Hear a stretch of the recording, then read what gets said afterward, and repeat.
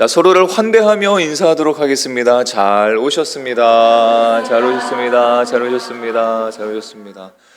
네, 우리 아이들은 밖에서 뛰놀고 있지만 모든 세대가 함께 있는 예배를 저는 참 사랑하고 여러분들 감사합니다. 자, 오늘 하나님의 말씀은 사도행전 1장 8절 말씀을 함께 나누도록 하겠습니다. 사도행전 1장 8절 말씀, 우리 이 말씀을 두 번 읽도록 하겠습니다. 자, 함께 읽겠습니다. 오직 성령이 너희에게 임하시면 너희가 권능을 받고 예루살렘과 온 유대와 사마리아와 땅끝까지 이르러 내 증인이 되리라 하시니라.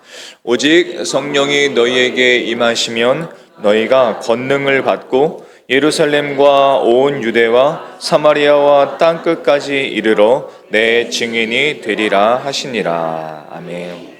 한번 떼볼까요? 성령의 권능.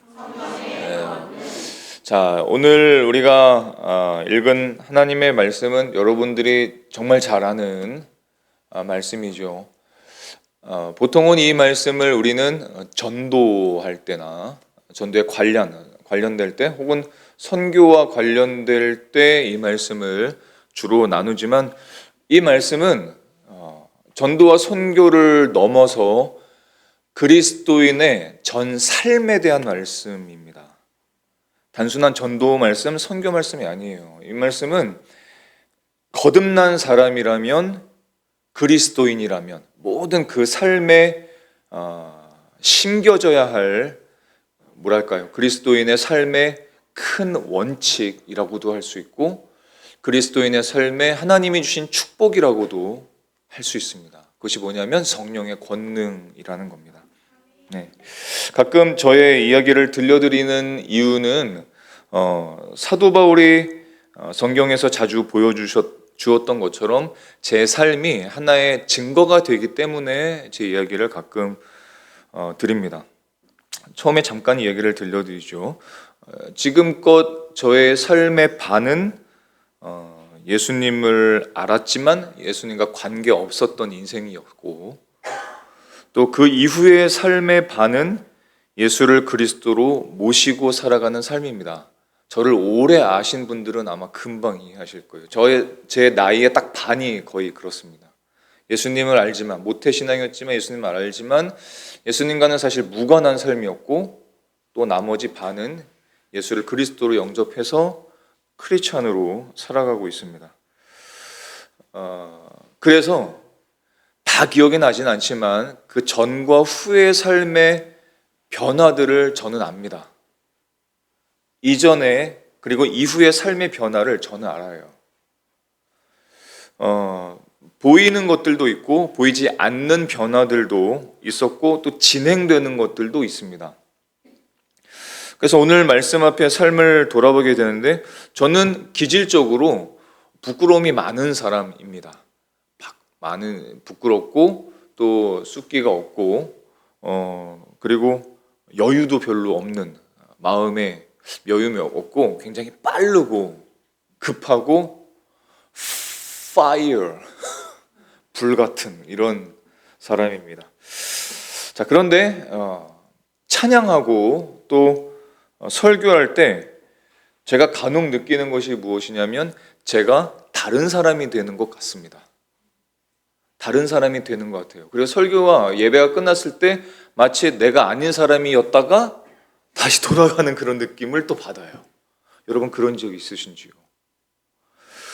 저는 간혹 특히 예나무교회와 함께 하면서 점점 그런 거를 많이 느끼고 살고 있습니다. 다른 사람이 됐다가 다시 돌아가요. 물론 앞에 서는 시간이 과거보다 점점 많아지기도 했고, 좀 더 단단하고 담대한 어떤 사람이 되어가는 것도 느낍니다. 그동안 또 시간이 많이 지났죠. 자, 그러나 이게 단지 교회에서 많이 설교하고 훈련받고 찬양했기 때문일까요? 저는 이 질문을 스스로에게 던졌고 여러분에게도 드리고 싶습니다. 과연 그랬기 때문에 사람이 변화되고 담대하고 담담해질 수 있을까요? 아닙니다. 그렇지 않다고 저는 확신합니다. 왜냐하면 오랜 시간 사역하는 분들이나 성도들도 제가 압니다. 목사님이든지 사역자들이든지 또 성도들을 압니다. 하지만 모두가 변화되는 건 아닙니다. 모두에게 변함이 있는 것도 아닙니다. 변함이 있는 분들도 계시고 그렇지 않는 분들도 굉장히 많습니다. 그럼 왜 그럴까요? 특별히 담대함과 담담함, 어떤 권위, 어떤 권능을 갖게 되는 경우 어떻게 그런 일이 있을 수 있을까요? 마치 다른 사람이 된 것처럼 선포하고 설교하고 찬양하고 춤추고 노래하는 그런 인생을 어떻게 살아갈 수 있을까요? 잠시 미쳤다가 돌아오는 걸까요? 아닙니다. 그것에 대한 하나님의 대답이 오늘 말씀입니다. 그 사람이 그렇게 될 수 있었던 모든 그 가능성은 성령께서 함께 하시고 성령께서 그 사람에게 권능을 주셨기 때문이고 그 사람에게 담대함을 허락해 주셨기 때문에 그 사람이 그렇게 살아가는 겁니다. 또 변화돼서 살아가는 거죠. 우리는 예수님을 믿고 구원받았다고 고백합니다. 그런데 마음 한쪽에서는 이런 질문이 떠오를 때가 있죠. 왜 내 삶에는 능력이 없는가? 왜 나는 이렇게 무기력한가? 나는 왜 이렇게 힘이 없는가? 왜 나는 이렇게 좌절을 자주 하는가?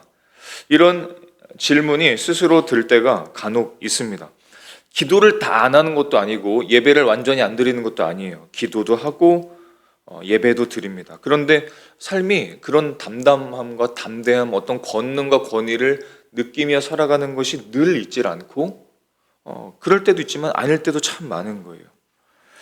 삶은 그대로고 분명히 말씀은 알지만 그런 어떤 초대교회 사람들이 갖고 있었던 어떤 담대함이 없는 겁니다.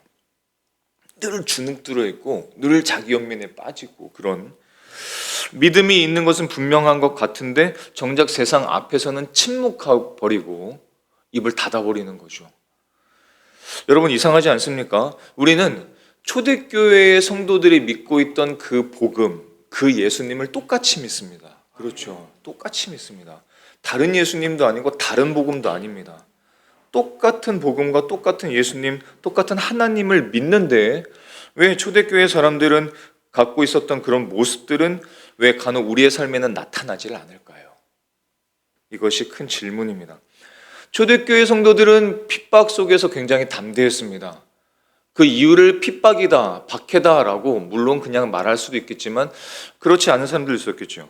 초대교회에는 많은 사람들이 핍박 속에서 담대했습니다. 분명히 그 사람들은 아무것도 없었어요.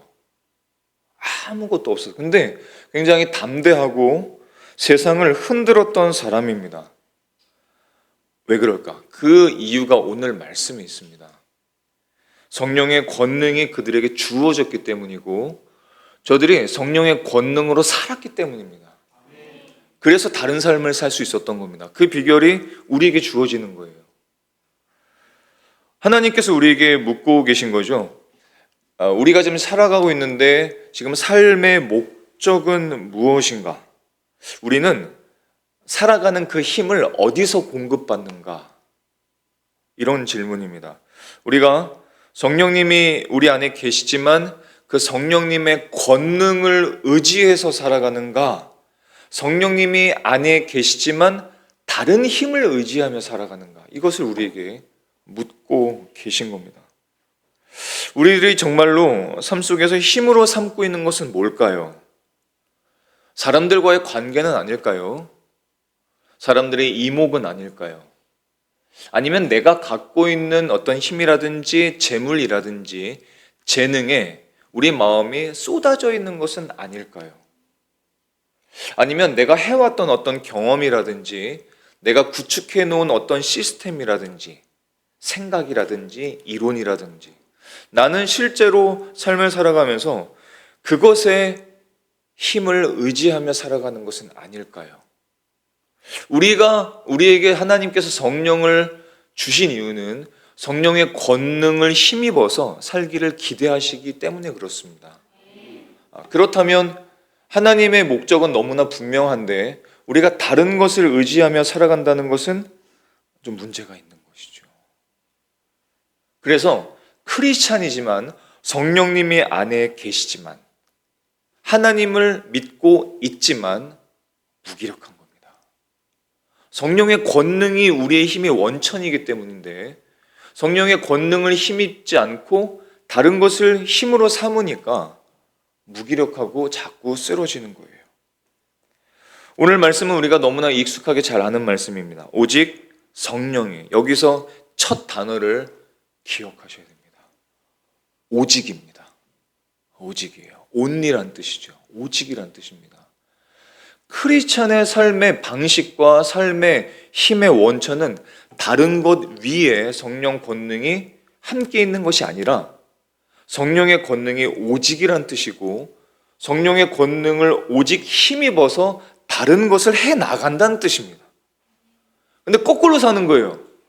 다른 것을 많이 하고 성령의 권능을 힘입어서 그것들을 이루려고 하는 겁니다. 뭔가 목적이 잘못됐어요. 이 말씀은 제가 처음에 말씀드린 것처럼 전도 때만 기억할 말씀이 아니라 그리스도인의 우리들의 삶에 아주 중요한 기둥이고 중요한 원칙입니다. 우리에게 성령님께서 왜 권능을 주실까? 왜 이 말씀을 주실까? 계속 읽어보면 오늘 말씀에 답이 나오죠. 왜 권능을 주시겠어요? 예루살렘과 온 유대와 사마리아와 땅끝까지 이르러 내 무엇이 증인이 되기 위해서 권능을 주시는 겁니다. 자, 정리해 볼까요? 크리스찬의 삶의 힘의 원천은 성령의 권능이신데 그 성령의 권능을 크리스찬에게 주시는 이유는 증인이 되기 위함입니다. 따라서 목적이 내가 어떤 것을 쟁취하고 얻어서 내 삶의 목적이 증인이 아니라 다른 것이 나의 목적이라면 나는 성령의 권능을 힘입을 수가 없습니다. 없어요. 내 삶의 목적이 크리스찬이 되고 그 다음에 다른 것이라면 성령의 권능을 힘입을 수가 없습니다. 크리스찬이 되고 거듭난 사람이 성령의 권능을 힘입는 성령의 권능을 우리에게 주시는 부어주시는 가장 근본적인 이유는 그것을 통해 그 삶을 통해서 예수 그리스도의 증인이 되도록 하시는 것입니다. 그래서 우리의 목적이 그것을 향해서 나아갈 때 성령의 권능을 힘입을 수가 있어요.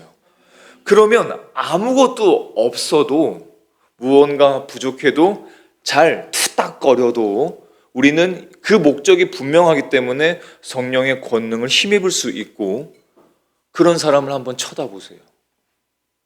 성령의 권능을 힘입은 사람을 한번 주변에 두어보세요. 겪어보세요.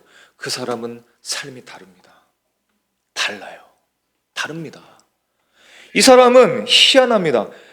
별거가 없는데 굉장히 많은 어려움도 당하고 있는데 그런데도 살아가요. 왜? 성령께서 그 안에 권능을 부어주시기 때문에 그렇습니다. 그리스도인은 새로운 피조물입니다. 네. 물론 성숙되어가는 그 문제는 마치 어린아이가 청소년이 되고 어른이 되는 그 과정이 필요하듯이 거듭난 사람들도 성숙하게 되기 위해서는 과정이 필요하죠. 하지만 분명한 것은 거듭난 사람은 새로운 피조물이 되었다는 사실입니다. 새로운 피조물이 되었다는 그 사실은 삶의 목적이 바뀌었다는 거예요. 바뀌었다는 겁니다. 완전히 바뀌었다는 거예요. 그게 새로운 사람입니다. 새로운 피조물이죠. 거듭난 인생의 목표는 무엇이냐면 세상 사람들과 똑같지 않습니다. 다릅니다. 방식은 비슷합니다. 크리스찬들도 돈 벌어야 돼요. 일해야 합니다. 공부해야 합니다. 노력해야 됩니다. 수고해야 돼요. 하지만 목적이 달라진 겁니다. 목적이 달라진 거예요.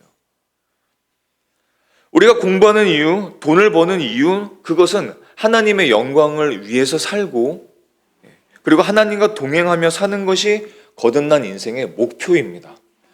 그 목표를 달려나갈 때 성령께서 권능을 부어주시는 것입니다. 그럴 때 그 인생이 행복해요.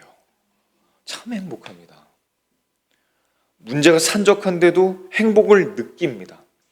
그 마음속에서 우러나오는 기쁨을 주체할 수가 없습니다. 송축회 내용을 하는데 지금 내 문제는 여전한데 아멘 합니다.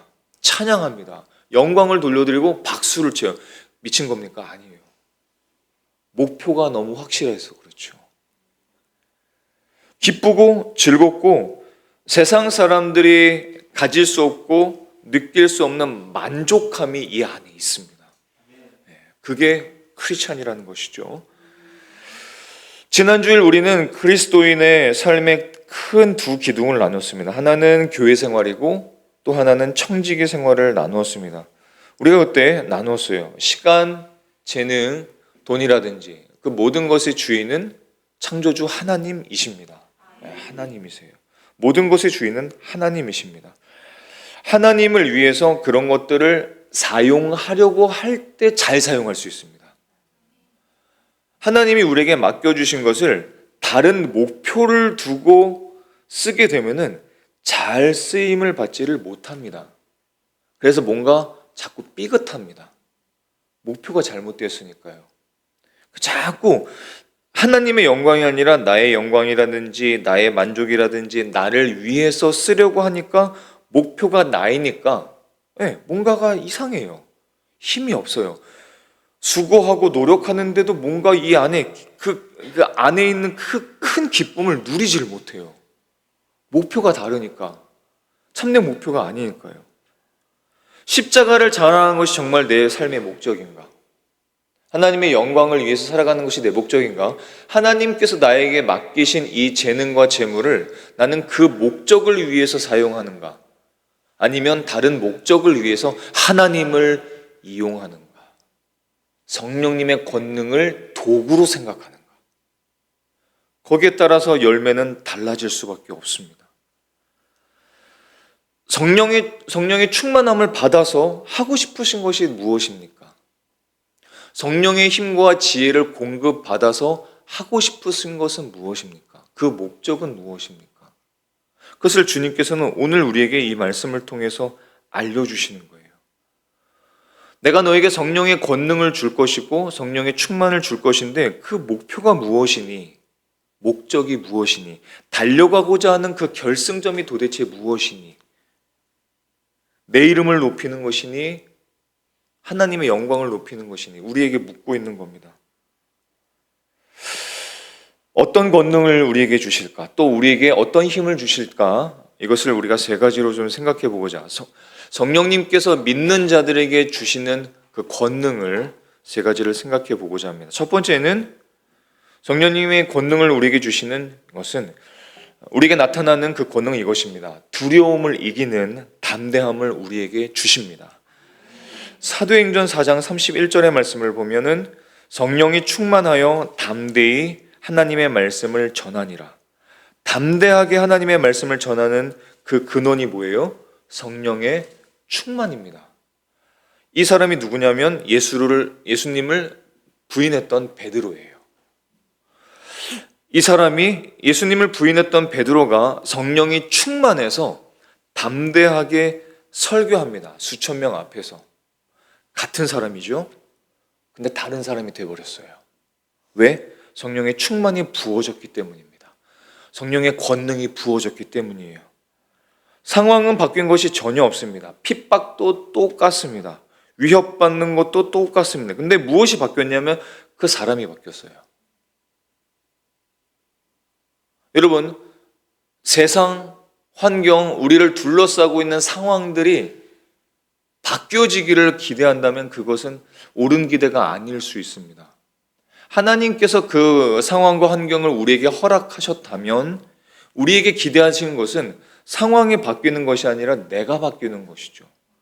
근데 내가 어떻게 바뀝니까? 내가 어떻게 바뀌어요? 내 마음대로 됩니까? 내 생각이, 내 의지가 내 마음대로 됩니까? 안 돼요. 성령의 권능이 주어지고 성령의 충만이 내 안에 일어나게 됐을 때 나는 바뀔 수가 있는 것입니다.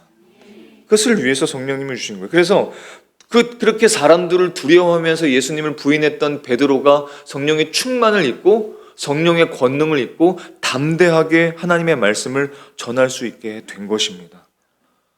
초대교회 사람들 다 그랬어요. 두려움에 숨어있던 그 사람들이 베드로가 설교하면서 은혜를 받으면서 사람들이 바뀌고 회개하면서 거리로 다 뛰쳐나옵니다. 다 뛰쳐나와서 복음을 전합니다. 이게 말이 안 돼요. 안 되는 겁니다. 그 사람들을 생각할 때, 환경을 생각할 때는 안 되는 거예요. 사람들이 눈 시퍼렇게 뜨고 예수 믿는 사람들을 핍박하려고 하는 거예요. 예수 믿는 사람들을 여전히 핍박과 환대하는 것이 아니라 핍박하고 그 사람들을 잡아쳐 넣으려고 하고 삶의 위협이 있는 겁니다. 예수님을 믿는다는 것은 세상 사람들로부터 환영을 받는 일이 아니에요. 그런데 그 세상 속으로 그 사람들이 달려나갔습니다. 뛰쳐나갔습니다. 그리고 하나님의 말씀을 전파해요. 환경이 바뀐 것은 아닌데 그 사람이 바뀌었고 그 사람 안에 성령께서 충만하게 역사하시기 때문에 그렇습니다. 예.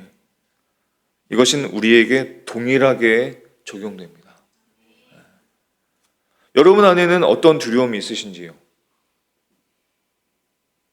어떤 무서움이 있으신지요? 혹시 사람들의 거절은 어떻습니까? 요즘 시대 보면 사람들의 거절을 많이들 어려워합니다. 굉장히 두려워합니다. 왜?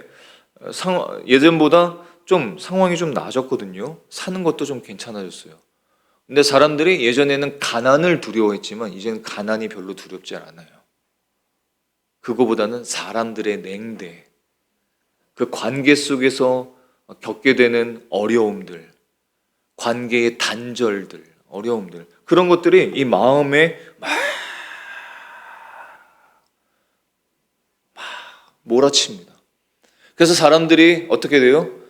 그 사람들의 관계들을 맺고자 막 돌아다녀요.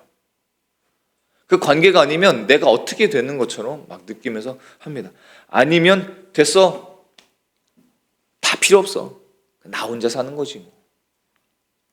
필요 없어 하면서 그 관계들을 다 차단을 시킵니다. 이렇게 해도 저렇게 해도 그 사람은 두려움이 휩싸인 사람이에요. 무서워, 두려워요, 무너져요. 사람들의 시선이 두렵고 거절이 두렵고 손해가 두렵고, 그때 여러분 우리가 할 일들은 그런 것들을 더 하느냐 마느냐가 아닙니다. 그건 우리에게 주어지는 해답이 아닙니다. 그건 우리에게 답이 아니에요. 목표를 바꿔야 됩니다. 그리고 내가 어떤 것을 의지하는지의 것을 바꿔야 되는 것이죠. 사람들을 의지하는 것이 이제 성령님을 의지하는 것으로 바뀌어지고, 하나님의 힘을 의지하는 것이 우리에게 목적이 되고 목표가 되고 방법이 되어야 한다는 것입니다. 그러면 환경의 변화보다 성령의 권능을 사모하는 사람이 되고, 성령의 권능을 힘입으면 사람들의 냉대 별것 아닙니다. 여러분, 사람들의 거절 우리의 인생에 큰 영향을 사실 주지 못합니다. 진짜 힘은 하나님에게서 주어지는 것이고, 우리가 살아가는 힘은 하나님으로부터 주어지는 것입니다. 성령의 권능을 사모하시고 우리 인생의 목표를 다시 한번 살펴보고 하나님께 두는 저와 여러분이 되실 수 있기를 축복합니다. 두 번째로 성령의 권능은 우리에게 어떤 것을 주시냐면 죄를 이기게 하십니다. 죄를 이기는 내적인 능력을 우리에게 주세요. 자, 로마서 8장 11절은 사도 바울이 성령님의 감동을 받아서 선포한 말씀이죠. 11절의 말씀을 다시 한번 읽어보겠습니다. 자, 시작. 예수를 죽은 자 가운데서 살리신 이의 영이 너희 안에 거하시면, 그리스도 예수를 죽은 자 가운데서 살리신 이가 너희 안에 거하시는 그의 영으로 말미암아 너희 죽을 몸도 살리시리라. 아멘. 단순히 부활만 말씀하시는 거 아니에요. 예수를 죽은 자 가운데서 살리신 이의 영이 누구예요? 성령님이십니다. 그 성령님이 너희 안에 거하시면 그리스도 예수를 죽은 자 가운데서 살리신 이, 즉 성령님이 생명을 주신다는 뜻입니다. 생명을 주시고 그 능력으로 죽을 몸도 살리신다라는 선포입니다.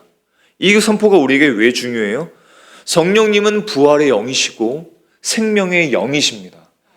그 생명의 영이시는 죄와 사망의 법에서 우리를 해방시키시는 놀라운 능력의 영이십니다.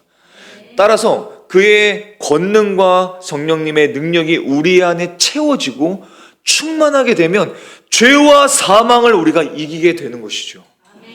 우리는 늘 죄의 능력과 죄의 권세에 눌려 살고 있습니다. 자책감, 죄책감, 그게 안 되면 자기 연민, 내가 그래서, 제가 그래서, 누가 그래서, 저 사람이 그래서. 항상 죄, 연약함, 사람의 죄, 사망, 어두움의 그 권세에 눌려 있어요. 맨날 눌려. 그걸 이길 힘을 하나님께서는 우리에게 예수 그리스도를 통해 주셨습니다. 성령님을 주셨잖아요. 성령의 권능을 힘입으면 내가 늘 반복하는 그 끊지 못하는 죄, 늘 눌리는 그 죄, 늘 눌려있는 그 마음들, 두려움들, 끊어지지 않는 습관들, 늘 사람을 의지하는 마음들, 맨날 그것 때문에 무너지는 마음들을 성령의 권능으로 우린 힘입어서 이길 수 있는 것입니다. 성령님께서는 그러게 우리에게 힘을 주시는 거예요. 근데 이 크리스찬들이 하지 말아야 될 말들 중에 나는 능력이 없어. 당연하지. 능력이 어디 있어? 우리 안에 성령님의 능력이 있죠. 우리는 원래 능력이 없습니다. 어떤 작은 일에도 쓰러지는 것이 원래 우리의 모습이에요. 근데 그 모습들을 바꾸고 변화시키는 그 성령님의 능력이 우리 안에 있지 않습니까? 우리에게 그 능력을 주시지 않습니까? 우리가 능력이 없다라고 하면서 포기해버리고 좌절해버리고 아니면 낙심해버리고 그냥 버려버리고 무책임하게 그냥 나는 힘이 없으니까 난 못하니까 나는 말을 잘 못하니까 나는 이야기도 못하니까 하면서 버리고 그 성령님의 권능, 내 안에 계신 성령님의 권능을 무시하는 거예요. 자꾸 무시하는 거예요. 야, 너가 그런 줄 알아. 그래서 내 영을 너에게 부어줬잖아. 성령의 권능을 부어줄 줄 넌 도대체 뭘 믿는 거니? 자꾸 말씀하시는 거 아니겠어요? 능력이 없는 것이 아니라 사실은 성령의 권능을 공급받지 않아서 그런 겁니다. 실제로는 내 마음을 성령의 권능을 의지하는 것이 아니라 다른 것에 내 마음을 의지하기 때문이에요. 그럼 너무나 분명하게 그 삶의 열매가 드러나는 거 아니겠어요? 사울이 사도 바울로 변화되었어요. 교회를 핍박하던 그 사람이 복음을 전하는 사람이 되었죠. 그리고 오늘 로마서 8장 11절의 말씀을 선포했습니다. 이 선포가 가능할까요? 그 전에 사울이라면, 그 핍박자라면 이런 말들이 가능할까요? 단순한 결심 때문에 가능할까요? 그가 의지가 있어서 가능하게 되었을까요? 아닙니다. 단순한 결심도 아니고 의지도 아니고 성령님께서 그 사울 안에 거하시면서 사도 바울로 변화되고 그가 변화되었기 때문에, 그가 스스로를 바꾼 것이 아니라 성령께서 그 사람을 변화시켰기 때문에, 그래서 그 사람 안에 능력으로 거하시기 때문에 그가 이 복음을 선포할 수 있었던 것입니다. 사도 바울과 같은 이 복음의 선포가 저와 여러분의 입술에게서 선포되기를 소망합니다. 성령 하나님을 힘입을 때 우리는 그 죄에서 해방될 수 있고 죄를 이길 수 있는 능력을 공급받게 될 것입니다. 성령 하나님은 우리 안에 이미 계십니다. 문제는 우리가 여전히 자기 힘으로 싸우려 한다는 것이에요. 그렇게 우리는 싸워서 이길 수가 없습니다. 내 힘보다 훨씬 더 강하시고 온전하신 성령님의 권능을 힘입을 수 있기를 주님의 이름으로 축원합니다. 세 번째로 우리에게 주신 능력이 또 있습니다. 크리스찬이 되면은 희한하게, 조금 과장해서 얘기할까요? 꼭 교회에서 뭘 하라고 합니다. 크리스찬이 되고 거듭나게 되면 그래서 뭘 하라고 해요? 사명을 주어지죠. 또 청지기적 삶을 우리가 알게 되고 어떤 것을 하게 됩니다. 근데 여러분, 그 사명을 감당할 힘이 사실 우리에게는 없습니다. 근데 성령의 권능을 우리에게 주시는 그 이유 중에 하나는 사명을 감당하게 하시는 그 능력을 우리에게 주시는 것이죠. 누가복음 4장 18절의 말씀을 보면 예수님께서 성령을 힘입고 성령 세례를 받으면서 예수님께서 자신의 사역을 선포하시는 말씀입니다. 누가복음 4장 18절의 말씀을 보면 이래요. 주의 성령이 내게 임하셨으니 이는, 성령이 내게 임하신 이유가 뭐냐? 이는 가난한 자에게 복음을 전하게 하시려고 내게 기름을 부으시고, 성령의 능력을 말씀하십니다. 기름을 부으시고 나를 보내사 포로된 자에게 무엇을? 자유를, 눈먼 자에게 다시 보게 함을 전파하며 눌린 자를 자유롭게 하기 위해서 성령의 권능이 주어졌다는 거예요. 예수님의 사역의 선언이죠. 대상이 있습니다. 대상이 누구냐면 가난한 자, 눌린 자, 포로된 자, 눈먼 자들, 이 사람들이에요. 성령의 충만을 우리에게 주시는 이유, 성령님을 우리에게 주신 이유, 성령님의 권능을 우리에게 주시는 이유는 단순히 혼자 뜨거워지는 삶을 위해서가 아니라는 겁니다. 성령을 주신 근본적인 이유, 그 성령님을 통해서 담대함도 주시고 죄를 이기는 능력도 주시고 세상을, 환경을 이길 수 있는 그런 담대함을 주시는 그 근본적인 이유는 무엇이냐면 너 혼자 담대하게 잘 살아가라, 자유롭게 네 마음에 원하는 대로 살아가라가 아니라는 겁니다. 너의 삶을 통해서 눌린 자들이 해방되는 것을 보기를 원하신다는 것입니다. 그래서 모든 크리스찬의 삶의 근본적인 삶은 선교적 삶이에요. 전도적인 삶입니다. 그럴 수밖에 없어요. 왜냐하면 성령님께서 우리 안에 거하시는 주된 목적이 이것이기 때문에 그렇습니다.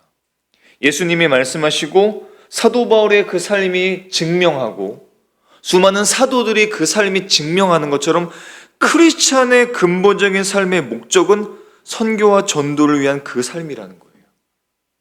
따라서 중요한 겁니다, 여러분.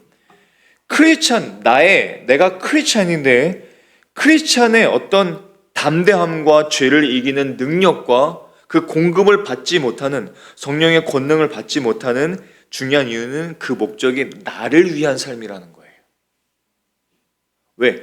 크리스찬의 삶의 중요한 목적은 전도적 삶이고 선교적인 삶이고 내 삶을 통해서 누군가가 눌린 것에서 자유롭게 되고, 눈 멀었던 자가 내가 전하는 예수님과 내 삶의 모습을 통해서 그 눈 멀었던 자가 눈을 뜨기를 기대하시는 것인데, 그 목표가 아니니까 성령의 권능이 나에게 주어질 이유가 없는 겁니다. 없는 거예요. 성령의 권능을 우리에게 주시는 가장 궁극적인 목적은 내 삶의 변화도 있고 내 삶에 담대해지는 것도 있지만 그 삶을 통해서 누군가가 구원을 받고 하나님의 영광을 보기를 원하시는 거예요. 예수 그리스도의 영화로움, 그 아름다움을 느끼게 만들기를 원하시는 것이죠. 특별히 무언가를 하라는 게 아닙니다. 저기 나가가지고 피켓 들고서 예수천당 불신지옥을 캠페인을 하라는 게 아니에요. 모든 사람들이 다 똑같이 나가서 밀락천에서 똑같이 찬양하고 똑같이 하라는 그런 뜻이 아닙니다. 각자의 삶의 자리에서 성령의 권능을 힘입어서 그 삶을 통해서 예수 그리스도가 어떤 분이신지를 보여주기, 그 삶을 원한다면, 그 목표를 갖고 있다면 성령께서는 우리에게 권능으로 임하실 수밖에 없습니다. 그 삶의 목표라면 하나님은 우리에게 힘을 주실 수밖에 없어요. 지혜를 주실 수밖에 없습니다. 권능을 주실 수밖에 없어요. 이 사람이 어떤 삶의 목표를 두고 살아가는지를 하나님께서 아시기 때문이죠. 하나님께서 내 삶의 목적이 그런 예수 그리스도를 증거하기 위한 삶의 목적을 두고 있다는 것을 아신다면 하나님은 우리에게 지혜도 주시고 명철도 주시고 권능도 주시고 없었던 놀라운 아이디어도 부어주시고 그렇게 주실 수밖에 없다는 것입니다. 그래서 여러분, 예수님께서 이 땅에서 메시아 사역을 그리스도의 사역을 하실 때에 그래서 성령의 권능을 힘입으실 수밖에 없었던 거예요. 예수님도 그러하셨다면 우리는 얼마나 성령의 권능을 사모하겠습니까? 우리가 돌아보아야 되는 거죠. 우리의 신앙이 혹시 너무 나의 중심에 되어 있지는 않은가? 개인주의적인 세상 속의 흐름을 따라서 신앙도 내 중심이 되어 있지는 않은가? 그렇다면 내 문제에 쏟아져 있고 혹은 반대로 내 축복에 쏟아져 있고 내 회복에 쏟아져 있다면 성령님께서는 이게 다시 한번 말씀해 주신 거죠. 아니, 내가 너를 통해서 할 일이 많아.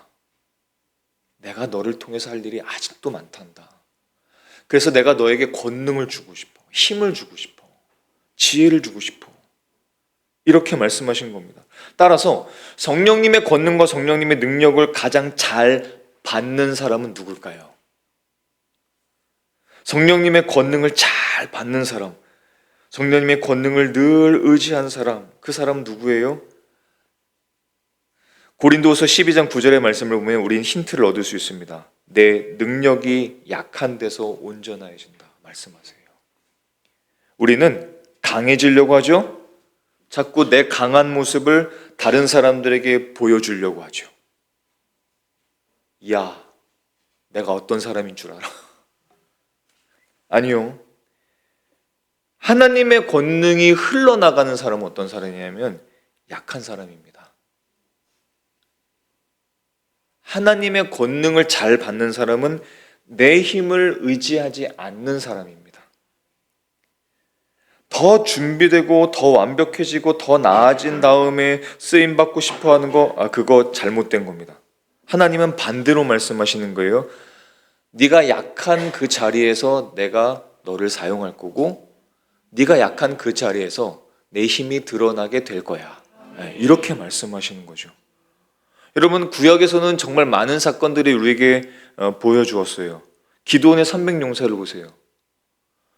당시 이스라엘 백성들은 미디안 이 군사들 앞에서 철저히 눌려 있었습니다. 다 눌려 있었어요. 뭔가를 추수하면 빼앗기고 숨으며 살던 그런 완전 상황이었습니다. 그때 하나님께서 한 사람을 부르죠. 기드온을 부릅니다. 근데 이 사람이 처음부터 담대한 사람도 아니에요. 아시죠? 포도주 틀에서 몰래 타작하던 사람, 사람들에게 빼앗길 거, 사람들의 시선이 두려워서 몰래 타작하던 사람입니다. 두려움이 휩싸였던 사람이에요. 근데 하나님이 그 사람을 향해서 뭐라고 부르세요? 큰 용사여라고 부르십니다. 왜? 그 사람은 하나님의 능력을 공급받을 사람이거든요. 그리고 자신의 힘을 내려놓을 사람이거든요. 그래서 그 사람이 큰 용사가 된 겁니다. 기드온이 자기 힘을 의지하는 사람이었다면, 끝까지 자기 힘을 고집 부리는 사람이었다면 그 사람은 큰 용사가 될 수 없었습니다. 하나님의 부르심 앞에 나는 아무것도 못합니다. 하나님 앞에 나는 아무것도 아닙니다 라는 사람이 될 수 있었기 때문에 큰 용사여라고 불렀던 것이죠. 그리고 하나님께서 그 사람을 통해서 군사를 모으죠. 처음에 몇 명이 모였냐면 32,000명이 모였습니다. 많이 모였어요. 32,000명이 모였습니다. 싸울만 하죠. 미디온 군사와 싸울만 합니다. 근데 하나님이 말씀하세요. 이렇게 말씀하십니다. 너무 많아. 너무 많아. 아니, 많은 게 아닌 것 같은데 32,000명보다는 더 많아야 될 것 같은데 그런 정도보다 더 많아야, 더 많은 군사력과 힘이 있어야 미디안을 이길 수 있을 것 같은데요. 하나님, 이게 우리들의 마음입니다. 하나님, 이 힘이 아니라 좀 더 강한 힘이 나에게 주어져야 되는 것 아닐까요?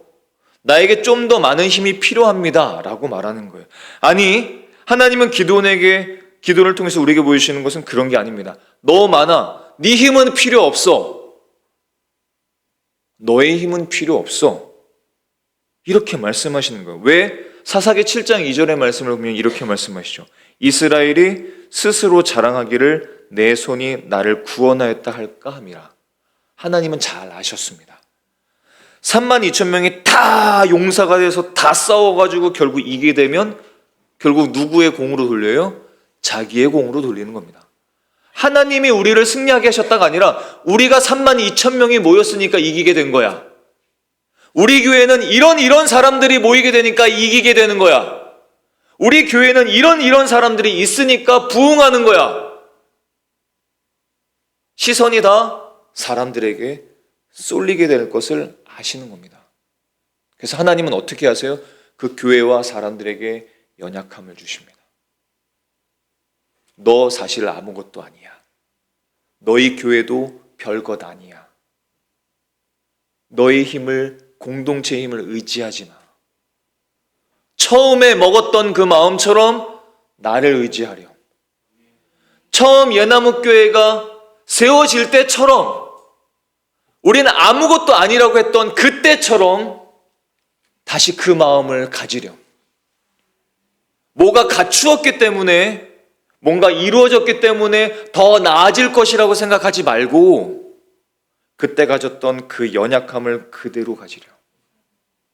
우리가 할 수 있다 생각하지 말고, 우리 안에 굉장한 사람들이 모였다고 착각하지 말고 하나님 앞에 다시 무릎을 꿇으렴. 이렇게 말씀하시는 겁니다. 우리가 오늘 말씀 앞에 정직하게 스스로 물어보면 참 좋을 것 같아요. 우리가 하나님의 능력을 경험하지 못하는 것은 내 신앙이 얼마 되지 않거나 아니면 신앙생활을 얼마 전에 시작해서 그런 게 아닙니다. 내가 하나님을 너무 몰라서, 아무것도 몰라서 이런 게 아닙니다. 성령의 권능은 사도행전 2장이나 3장이나 4장에 주어졌던 성령의 권능은 하나님에 대한 성령 공부가 그런 거 없었을 때입니다. 성령께서 그냥 권능을 부어주셔서 그 사람이 변화된 거예요. 그 사람의 노력과 수고와 성경 공부를 많이 했기 때문이 아니었습니다. 우린 너무 많이 오해하는 것 같아요. 목적이 무엇인지, 그 목표가 무엇인지, 내가 성령님의 권능을 원하지만 목적은 여전히 내가 아닐까? 능력을 원하지만 복음이 아니라, 선교적인 삶이 아니라 내가 원하는 것, 아는 것을 하고 싶은 것은 아닐까? 그럼 여러분 어떻게 하시는지 아세요? 하나님은 멈추십니다. 성령님의 권능을 부어주시지 않습니다. 목표가 다르니까요. 하나님은 인격적인 분이시고 우리를 너무나 사랑하시는 분입니다. 우리를 너무나 사랑하셔서 우리의 힘으로 뭔가 이루어지게 된다면 우리가 금방 바벨탑을 쌓을 것을 아십니다. 쌓지 못하도록 하시는 거예요. 너무나 사랑하시기 때문이죠. 성령의 권능은 나를 위한 도구가 아니기 때문입니다. 하나님은 우리의 부족함 때문에 일하지 못하시는 분이 아니라 우리가 여전히 나를 의존하기 때문에 일하시지 않는 거예요. 우리의 삶의 현장을 볼까요? 저도 느낍니다. 저도 설교를 준비를 하든지 사역을 할 때 보면, 또 여러분들은 어떠신지 모르겠어요. 직장이든지 가정이라든지 학교 등지에서 우리는 크리스찬으로 부끄러울 정도로 때로는 기쁨이 너무 없는 것 같아요. 그리고 세상 사람들과 똑같이 살 때도 있는 것 같습니다. 뭐 다른 이유가 많이 없는 것 같아요. 여전히 우리의 힘으로 하려고 하기 때문이에요. 성령의 권능을 힘입지 못하고 나의 권능, 나의 힘, 나의 의지, 나의 머리, 나의 지식, 내 기술, 내 재능, 그것으로 해결하기 때문입니다. 하지만 여러분, 우리가 그런 삶을 뒤로하고 오늘 주님 말씀 앞에 소망과 도전이 다시 생기기를 소망합니다. 성령님은 우리 안에 계시고요, 역사하시고 또 충만하게 그 권능을 우리에게 부어주시기를 원하십니다. 그렇다면 지금 우리에게 필요한 것은 우리의 삶의 목표를 다시 한번 돌아보는 겁니다. 사역의 목표를 돌아보는 겁니다. 그 목표를 사람을 살리고 영혼을 살리는 복음을 위한 것으로 삼아야 될 줄로 믿습니다. 자, 그리고 내 힘보다는 성령의 권능을 의지하는 저와 여러분이 되실 수 있기를 축복합니다. 얼마 전에 C.S. 루이스의 말을 하나 들었는데요, 생각이 났어요. 겸손이라는 것에 대한 이야기였습니다. 겸손이라는 것은 나를 낮추는 것이 아니라 나를 덜 생각하는 것이라는 이야기를 들었습니다. 우리는 너무나 나를 너무 생각하는 것 같아요. 내 위주인 것 같습니다. 십자가 앞에서 예수님께서 순종하시죠. 기도하면서 순종하셨습니다. 내 뜻대로 되게 하지 마시고 라고 하셨습니다. 내 뜻대로 하지 마시고. 이것이 우리의 기도 제목이 되면 어떨까요? 우리들 마음에는 여전히 우리의 뜻이 있습니다. 하고 싶은 게 많죠.